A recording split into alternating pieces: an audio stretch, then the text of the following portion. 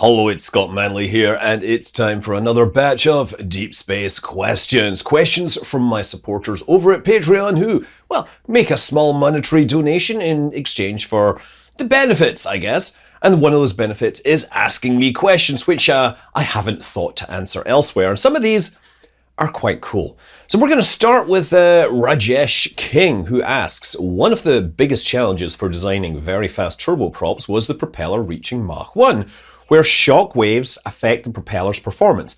But are compressors and jet engines and large turbofans on commercial jets not propellers as well? In the sense that they spin really fast to move air from low pressure to high pressure regions, then ride the pressure difference to propel the plane forwards. How do they solve this problem on commercial and supersonic military jets? So yes, as you point out, when you have a propeller spinning, as it spins faster and faster, the tips start to reach the speed of sound. And with that comes a lot, the engine gets a lot less efficient. Instead of converting the energy of the engine into motion of the air to get reaction, you're converting the energy of the engine into sound. The thunder screech was famously so loud it caused people to fall ill. With jet engines, we do actually find components that will exceed the speed of sound. In particular, on modern high bypass turbofan engines where they have this huge fan disc right at the front, the tips of that will frequently be exceeding the speed of sound even when the jet plane is not moving, even when it's just spooling up its engines for taking off on the runway. If you do the math on the RPM versus the turbine radius, they'll frequently be above that. And yeah, this means that they are wasting energy that could otherwise be better used. But they have a jet engine, they have a lot of power to work with, and it turns out that if you've got the energy, you can gain the advantage, and so they're happy to live with this. Now, if you can actually hear this, the turbine tips, they actually do produce these like shock waves, and you can hear it in modern jet engines. Like older jet engines, when you saw them taking off, they would make this sort of like whine and howl and stuff. If you look from like in front of a large jet plane taking off, obviously don't stand on the runway or even close to those jet engines because these will eat you alive.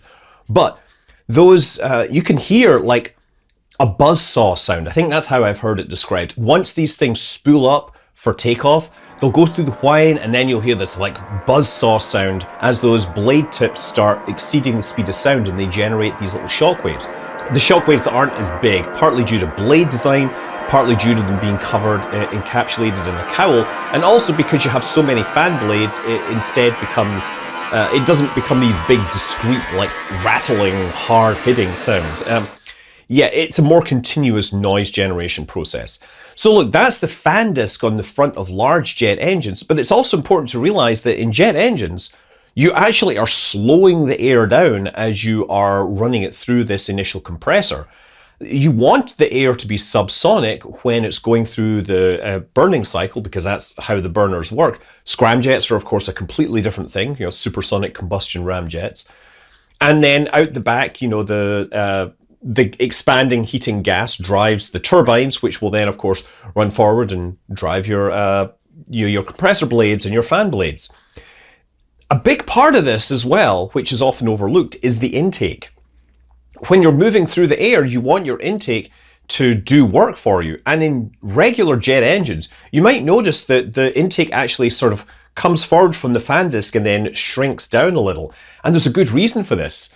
So by doing this, Bernoulli says that by expanding the cross-section as it goes through the front of the engine, you are increasing the cross-section, therefore the air has to slow down to have the same amount of mass per unit time passing through that.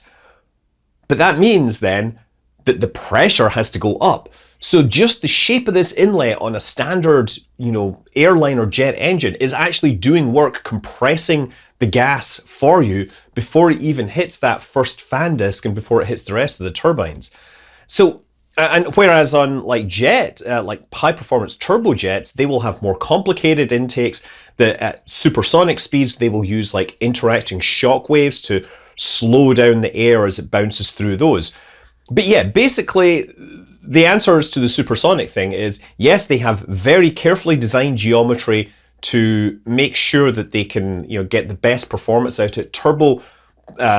Turboprops can't tend to take advantage of this. although we're seeing some evolution in prop design, which is helping with this a little. But mostly by having all that stuff inside an engine, they don't have to worry about losing a lot of the energy, because being close to the wall means that you're not losing a lot of the energy off the tips, right? So you have like shockwaves forming right at the very tips, but guess what? You've got a wall there, so it's not dissipating outwards, and the energy is remaining in the engine. Okay, this is why I need to do a video about jet engines, because I realized that there's a lot more to talk about, and I started to ramble a bit towards the end. 5 minutes on that first question. Good God, this is embarrassing. Okay. Cat icon person. I have no idea who this is, but they have a cat as an icon. So we're asking, here are 2 potential Mars missions for you to consider. I will consider them both, but one at a time. Could a sample of the Martian atmosphere be returned to Earth via a flyby probe that goes into the Martian atmosphere, where it collects gas samples and then skips out and returns to Earth? Stardust aerogel could be used to capture small particles. These might include Martian dust particles, which might be tiny rock samples that can be microanalyzed. It also might include life forms. On Earth, there are plenty of bacteria in the upper atmosphere, up to 15 kilometers high. I'm going to say if you were traveling at orbital velocity and you hit a bacteria in the upper atmosphere, you might not recognize it as bacteria, even after the deceleration, the smooth deceleration provided by aerogels. You might just say, well, this is a very nicely organic piece of stuff. I wonder what kind of mineral that was. Yeah, look, you could possibly do that, although the problem, of course, is that you have to get the dust up to a high enough altitude, and if the dust you tend to get less and less dust at higher and higher altitudes, but as you get less and less atmosphere. And the deeper your spacecraft goes, the more atmospheric heating it's going to encounter, and the more energy it's going to lose. So you have to sort of balance not going too low so that you don't escape, and not being so high that you don't collect any samples. I'm sure there's a sweet spot where you might get something, but I think there's a better option, and that better option has already been looked at. If you want to get debris or stuff that possibly came from Mars and return it to Earth, you could grab it from the surface of Phobos. So Phobos is one of the moons. When you have big asteroid impacts over the millennia, over the billions of years, they will throw dust clouds that will achieve orbit or suborbital trajectories, and the moon of Phobos will fly through this and pick up a small patina of Mars dust on the surface. And people have done math on this, and they, say that it's possible if you get a reasonable size sample, you might be able to identify bits of Mars stuff in there. And so Russia actually had a space mission that was going to do this. They were going to go to Phobos and collect 200 grams of material and bring it back to Earth. The mission was Phobos Grunt, it means Phobos soil, and unfortunately it never made it out of Earth orbit, which is a shame, but I would have loved to see that one fly. I think it would have been one of the biggest missions ever flown out of Earth orbit. So the second question is about landing a probe on the Olympus Mons caldera. Would it be difficult? Yes, it would be very difficult. There's not much atmosphere up there, so a parachute probably wouldn't help. Would it even need a heat shield? Rocket-powered descent uses a lot of fuel, but Olympus Mons is 22 kilometers high, so it wouldn't need as much fuel for landing at sea level. Honestly, if you're slowing down from a hyperbolic injection orbit, the amount of rocket fuel you use for landing is pretty much going to be the same whether you land at 22 kilometers or if you land at 0. The parachute is very nice because it means you can trade off the mass of the parachute for reduced fuel usage for final landing. Basically, not being able to use a parachute means that you're probably going to need to use more rocket fuel to slow yourself down, because you're going to have less atmosphere to deal with. So it's definitely going to be harder. I'm not sure if a parachute would be useful. I think you'd have to take a look at the math. You'd have to crunch the numbers. But Olympus Mons would be an interesting target, I think. But most spacecraft and rovers have gone for the northern hemisphere in low spots because they have more atmosphere there. It's easier to slow down, and they can build smaller space probes. Also, having denser atmosphere means that the difference between day and night temperatures is much smaller, which helps your space probe survive a whole lot longer. Adrian Slider asks, when asteroid mining becomes a thing, which materials would we expect to see being produced and used in deep space? carbon fiber and nanotubes, iron nickel alloys, maybe even good old-fashioned steel. Would the synthetic materials we're using be rare or even non-existent? To put it simply, would Belter's children toys be made of stamped metal, like my parents', rather than plastic, like mine? And that's actually a very good point, that the materials that are used to make plastics, carbon and hydrogen very specifically, are much more interesting when used for things like rocket fuel, I guess, or there's a whole bunch of chemicals, whereas plastics don't actually, while they're common on Earth, hydrogen is pretty common on Earth, not so much common on asteroids. So I would imagine that moving towards metal might actually be a thing. But look, early people that have talked about asteroid mining, initially they talk about mining the asteroids of their precious metals and bringing them back to Earth, because of course gold and silver, platinum, all of those things, they dissolve in iron and the iron sinks to the core of the Earth, which is why the crust of the Earth is poor in those materials.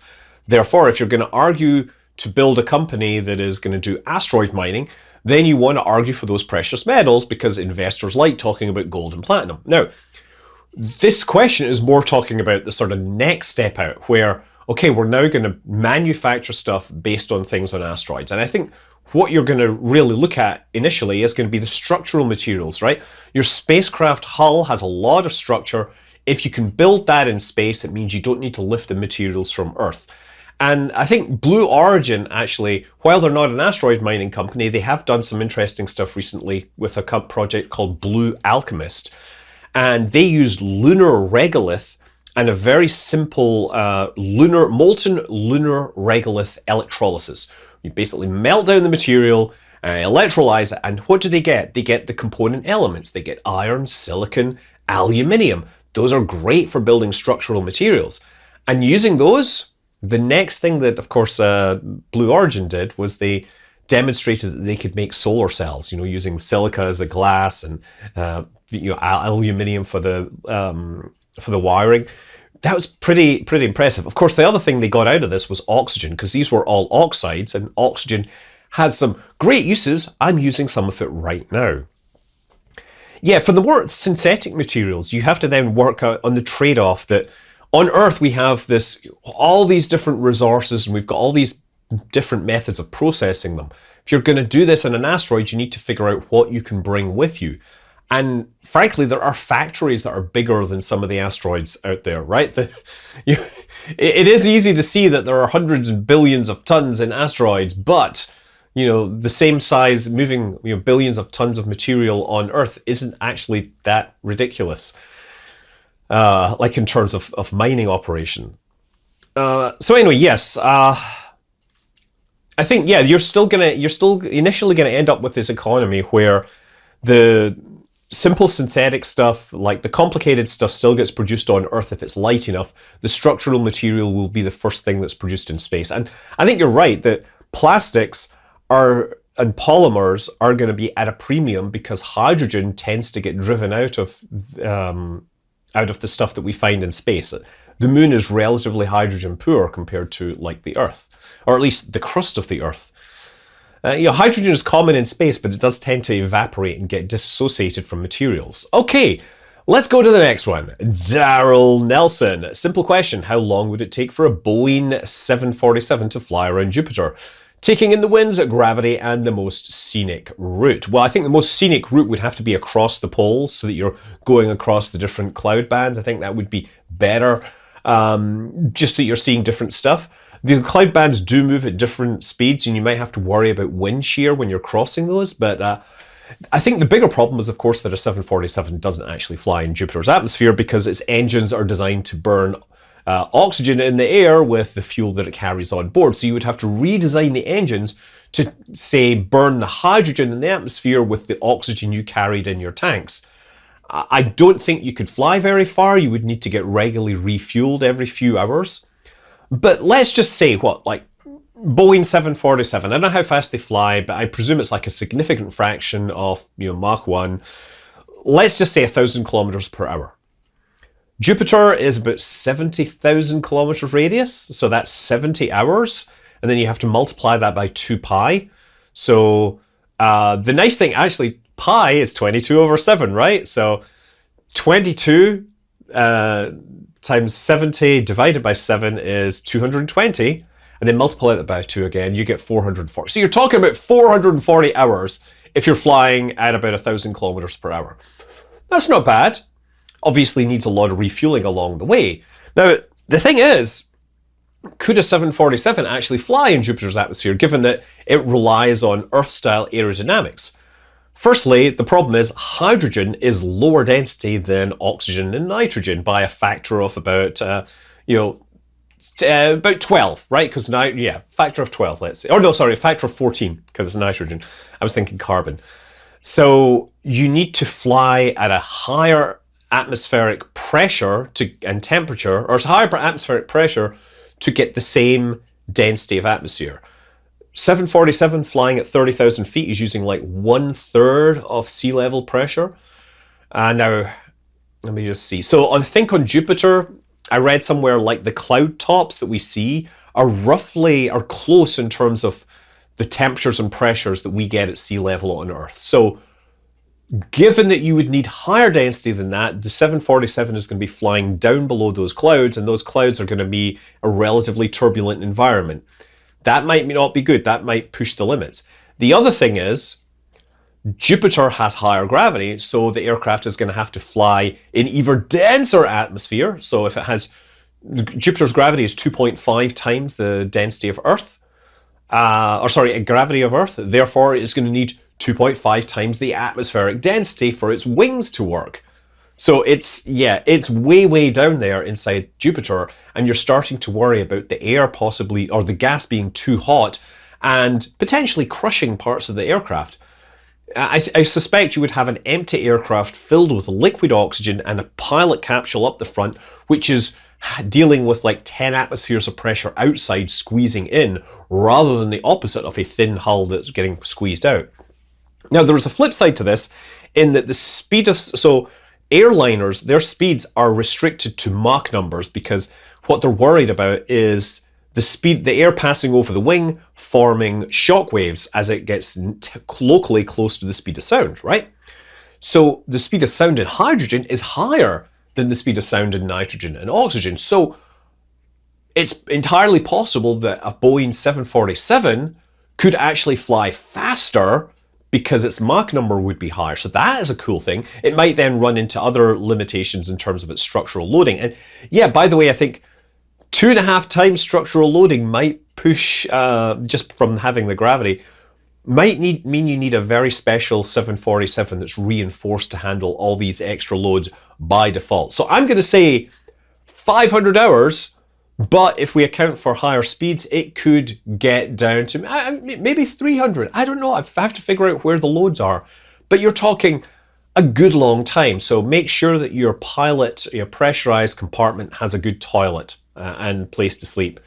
Yeah. Fascinating, huh? Okay. Trevor McMillan is asking the age-old question of, how close could you get to a rocket launch and not die? Well, let me tell you, I have stood right next to a rocket, an Estes model rocket, and it has gone off, and I said, what the was that? Because, you can be very close. Like, on the other hand, if it's one of those rockets that, say, destroys the launch site, perhaps you don't want to be very close. I think that we saw what could happen if you were very close to something like Starship. There was a lot of debris flying around. I don't even know about the overpressure. We saw cameras destroyed. Yeah. What we have seen, however, is that under normal rocket launches, I think the closest ones we regularly see are people that you publish like cell phone photos of the Soyuz launching. I guess there are guards that are relatively close and have managed to get within a few hundred yards to get some decent views. So that seems reasonable. But of course, the people that are closest to rocket launches that survive them are the astronauts sitting on top of the rockets. And so yeah, how close can you get? Well, how long is your rocket? Stars is asking, hi Scott, so I was watching Crew 5 return to Earth and something piqued my interest. By the way, that the word is piqued, P-I-Q-U-E-D. It's like, there's a lot of confusion over that, the etymology of that.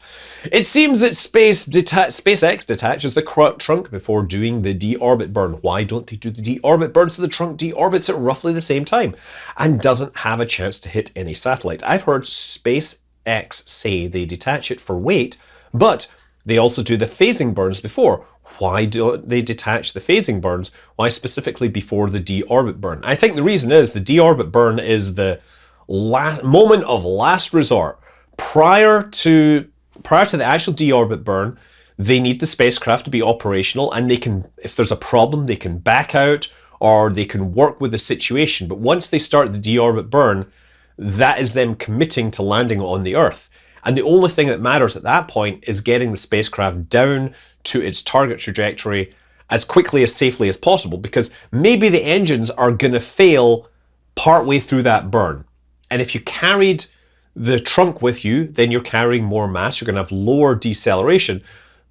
Therefore, at that point you're committed to an entry. You want to make sure you get through that deorbit burn without, as you want to get through it. And if there's a finite chance, by shrinking the duration of the burn, you shrink the chance of a failure happening. So really that's what it comes down to. The trunk provides power.